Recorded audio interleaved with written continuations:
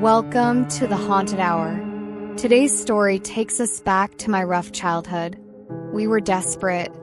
After years of moving from slum to slum, my father finally found an old house in a forgotten corner of Bhopal, near a broken railway track, surrounded by dense fields and silence. The owner sold it for almost nothing, saying, "People don't stay here long." We thought it was a blessing. A 2-room clay brick house with a tiled roof and a hand pump outside. No neighbors, no electricity. But for us, it was heaven.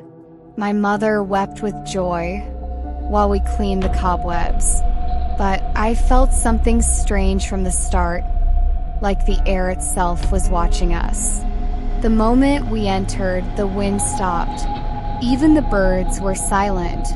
That night, we lit a lantern and slept on the floor, unaware of the darkness that had awakened. Around midnight, I woke up to a rhythmic tap-tap-tap on the window.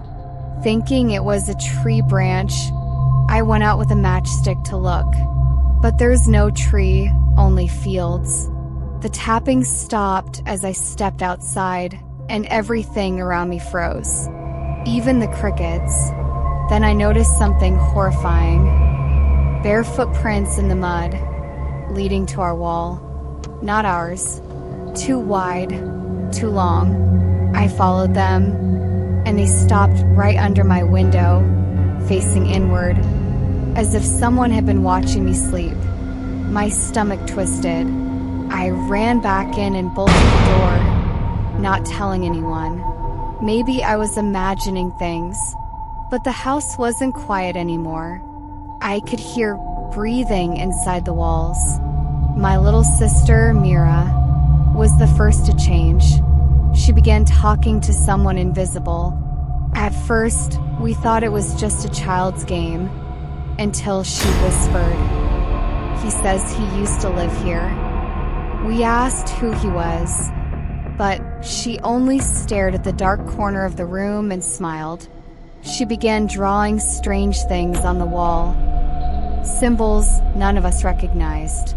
One night, I found her sleepwalking, standing in the well out back, humming a song that had no tune. Her feet were muddy. Her eyes were wide open. My father slapped her awake, but she didn't remember a thing. That same night, the hand pump started gushing black water. Thick, oily, and warm. My mother screamed. The next day, our goats were found dead, with their necks twisted completely backward.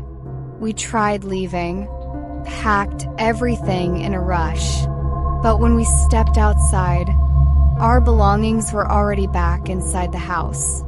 It made no sense. The door slammed shut behind us and wouldn't open. My father used a hammer. It broke. The windows sealed like cement. The house had trapped us. That night, the floorboards started bleeding. A slow red leak pooling from beneath the walls. My mother fainted. The radio we found in the attic turned on by itself and began playing an old Bhojpuri lullaby in reverse. My father shouted prayers, but the sound only grew louder, until the lantern exploded. We lived in half darkness, half terror. The nights blurred into one long nightmare. Sometimes I'd wake up with soil in my mouth. Other times, I'd find scratch marks all over my chest. Once I looked in the mirror and saw someone else blink. A second too late. Mira stopped speaking altogether. She would stare at the ceiling and laugh softly. We heard footsteps on the roof every single night, barefoot, pacing. But no one was ever up there. The worst part, it wasn't just at night anymore. Daylight brought its own horror. The walls began whispering. Not just sounds, words, curses, names. Mine, my mother, terrified and desperate. found a pundit in the village. He agreed to come reluctantly. When he stepped in, the air turned ice cold. He walked through the house, murmuring mantras, his hands trembling. He stopped in the back room, stared at the corner, and said, "There are too many here, too many buried under." He sprinkled Gangajol, but the water hissed like oil hitting fire. Suddenly, a crack opened in the wall and black arms reached out, grabbing the pundit and pulling him into the plaster. Gone in seconds. We screamed, the house moaned, and that corner hasn't stopped bleeding since. Mira's drawings now covered every wall. Circles, triangles, eyes, and one symbol repeated. A tall man with no face, but a stitched mouth. We asked who it was. She said, "He's the house now." My father tried digging the ground under the house, believing maybe there were bodies. And he found them, bones dozens, small ones, children, wrapped in red cloth with rusted anklets. That night, I heard drums in the field, loud, ritualistic, but when I looked, there was no one there. Only black smoke rising from the soil, and a face forming in it, smiling with teeth too many for one mouth. My mother stopped eating. She said the house was feeding on us, and she was refusing to feed it back. We found her the next morning, hanging from the rafters, except there was no rope. She was floating, neck tilted, eyes wide open. My father broke that day. He ran outside with a torch, screaming, "I'll burn it down." But the fire wouldn't catch. The house wouldn't burn. Instead, it laughed, a deep, gurgling laugh that came from beneath the floor. Then the ground cracked, and I swear I saw something slither under the tiles. Black, slimy, breathing. We don't sleep anymore. The nights now are filled with chanting. Mira floats in her sleep, hovers inches above the bed, mouthing words in a dead language. I recorded it once, and when I played it back, it whispered my name over and over, growing more violent each time. My nails fall off.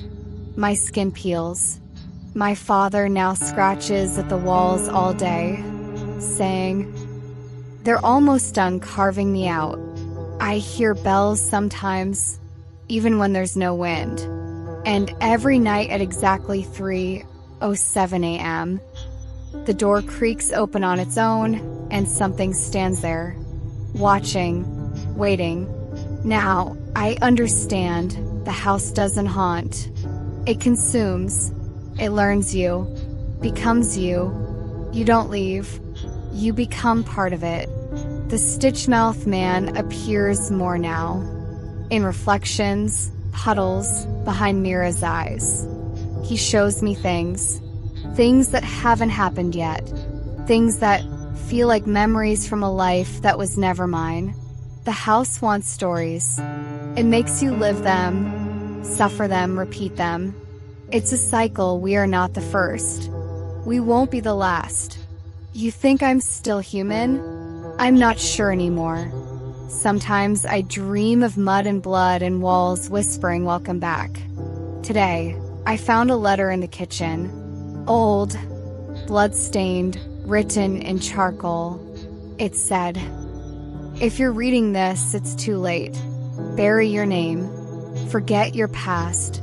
And never, ever answer the tapping." Just as I finished reading it, the tap tap tap began again on the window, but this time it was from inside. I turned. The stitch-mouthed man was standing beside Mira, his fingers in her hair. She didn't flinch. She smiled at me and said, "We're all family now." I tried to scream, but the house swallowed the sound, like it always does. So here I write this. not to escape, but to warn. If someone offers you a cheap house in a village in Bihar, say no. If it's near the old rail line, if there are no neighbors, if the walls smell of wet soil and iron, leave immediately. Don't listen to the house. Don't follow the footprints. Don't ever look into the well. Because this place is not cursed. It is alive. And once it learns your name, you're already part of its story. If you like this story, please like and subscribe to show your support. Until next time.